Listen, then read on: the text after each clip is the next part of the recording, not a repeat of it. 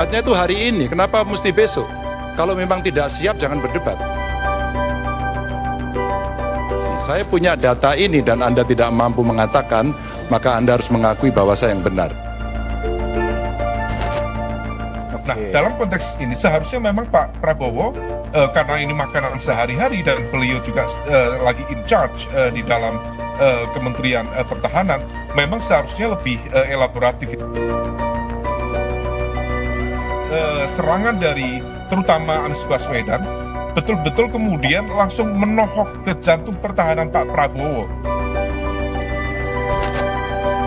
Pak Ganjar itu kan juga tiba-tiba saja melakukan serangan-serangan yang membuat kalau kita akui saja, saya akui kayaknya Pak Prabowo gelagapan ini ngelihat. Indonesia tanah air beta, pusaka abadi nan jaya. Menonton debat ketiga calon presiden memang kelihatannya lebih seru daripada debat wakil presiden dan calon presiden perdana yang sudah dilakukan beberapa minggu yang lalu. Kalau kita lihat debat calon presiden, kita tahu bahwa Ganjar Pranowo adalah yang paling unggul dan Prabowo paling kelihatan emosional dan ngamukan. Juga Anies hanya mahir bertata kata. Kok bisa? Apakah saya terlalu sadis dalam menyimpulkan kelasnya? Karena sama dengan warga masyarakat lainnya yang punya standar tinggi untuk seorang presiden RI, saya tidak mau negara dan bangsa ini jatuh ke tangan para pemimpin yang tidak kompeten.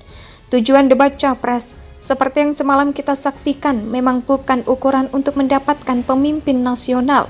Itu hanya salah satu cara. Tetapi sebagai salah satu cara yang diasumsikan sebagai satu-satunya syarat juga tak kalah lucu. Karena dari debat capres itu dengan format apapun akan ketahuan bagaimana karakter masing-masing kandidat. Berdasarkan data analisis media sosial Drone Emprit terhadap pembicaraan di Twitter, Prabowo Subianto paling banyak dapat sentimen negatif dari netizen di antara para calon presiden atau capres. Usai debat capres-cawapres ketiga, Drone Emprit menunjukkan capres nomor urut 2 itu mendapat sentimen negatif terbesar, yakni 54%, sementara sentimen positifnya 40% dan sentimen netral 6%. Capres nomor urut 1, Anies Baswedan meraih sentimen negatif kedua terbesar dengan 14%, jauh dibanding sentimen positifnya yang mencapai 76%. Ada pula sentimen netral yang mencapai 10%. Capres nomor urut 3, Ganjar Pranowo jadi yang paling kecil, meraih sentimen negatif yakni 11%. Dengan sentimen positif 72% dan sentimen netral 17%. Apa yang melatar belakangi sentimen negatif itu? Drone Emprit menangkap sejumlah isu yang dilempar Prabowo, yang juga menjabat Menteri Pertahanan, dalam debat yang kemudian direspon negatif oleh warganet. Prabowo Subianto mendapat sorotan khusus terkait dengan kepemilikan lahan yang luas yang ditafsirkan oleh beberapa netizen sebagai kontras dengan masalah ketidakadilan sosial dan kebutuhan pertahanan.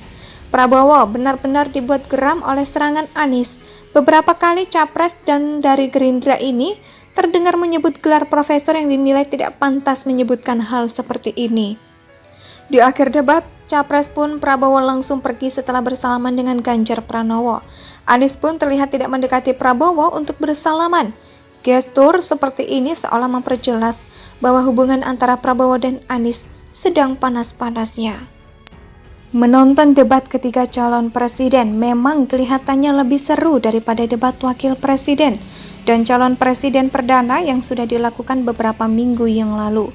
Kalau kita lihat debat calon presiden, kita tahu bahwa Ganjar Pranowo adalah yang paling unggul dan Prabowo paling kelihatan emosional dan ngamukan.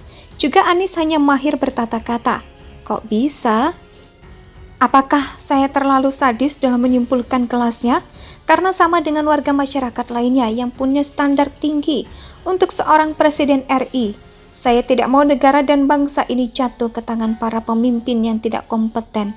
Tujuan debat capres, seperti yang semalam kita saksikan, memang bukan ukuran untuk mendapatkan pemimpin nasional. Itu hanya salah satu cara. Tetapi sebagai salah satu cara yang diasumsikan sebagai satu-satunya syarat juga tak kalah lucu. Karena dari debat capres itu dengan format apapun akan ketahuan bagaimana karakter masing-masing kandidat. Berdasarkan data analisis media sosial Drone Emprit terhadap pembicaraan di Twitter, Prabowo Subianto paling banyak dapat sentimen negatif dari netizen di antara para calon presiden atau capres. Usai debat capres-cawapres ketiga, Drone Emprit menunjukkan capres nomor urut 2 itu mendapat sentimen negatif terbesar, yakni 54%, sementara sentimen positifnya 40% dan sentimen netral 6%. Capres nomor urut 1, Anies Baswedan meraih sentimen negatif kedua terbesar dengan 14%, jauh dibanding sentimen positifnya yang mencapai 76%. Ada pula sentimen netral yang mencapai 10%. Capres nomor urut 3, Ganjar Pranowo, jadi yang paling kecil, meraih sentimen negatif yakni 11%, dengan sentimen positif 72% dan sentimen netral 17%. Apa yang melatar belakangi sentimen negatif itu?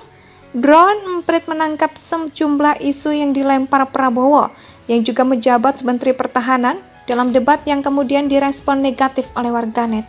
Prabowo Subianto mendapat sorotan khusus terkait dengan kepemilikan lahan yang luas yang ditafsirkan oleh beberapa netizen sebagai kontras dengan masalah ketidakadilan sosial dan kebutuhan pertahanan. Prabowo benar-benar dibuat geram oleh serangan Anies. Beberapa kali capres dan dari Gerindra ini terdengar menyebut gelar profesor yang dinilai tidak pantas menyebutkan hal seperti ini. Di akhir debat, capres pun Prabowo langsung pergi setelah bersalaman dengan Ganjar Pranowo. Anies pun terlihat tidak mendekati Prabowo untuk bersalaman. Gestur seperti ini seolah memperjelas bahwa hubungan antara Prabowo dan Anies sedang panas-panasnya. Menonton debat ketiga calon presiden memang kelihatannya lebih seru daripada debat wakil presiden dan calon presiden perdana yang sudah dilakukan beberapa minggu yang lalu.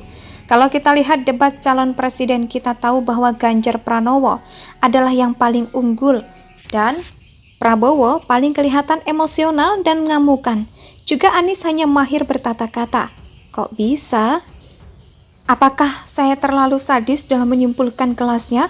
Karena sama dengan warga masyarakat lainnya yang punya standar tinggi untuk seorang presiden RI. Saya tidak mau negara dan bangsa ini jatuh ke tangan para pemimpin yang tidak kompeten. Tujuan debat capres, seperti yang semalam kita saksikan, memang bukan ukuran untuk mendapatkan pemimpin nasional. Itu hanya salah satu cara. Tetapi sebagai salah satu cara yang diasumsikan sebagai satu-satunya syarat, juga tak kalah lucu. Karena dari debat capres itu dengan format apapun, akan ketahuan bagaimana karakter masing-masing kandidat. Berdasarkan data analisis media sosial Drone Emprit terhadap pembicaraan di Twitter, Prabowo Subianto paling banyak dapat sentimen negatif dari netizen di antara para calon presiden atau capres. Usai debat Indonesia sejak dulu kala tetap dipuja-puja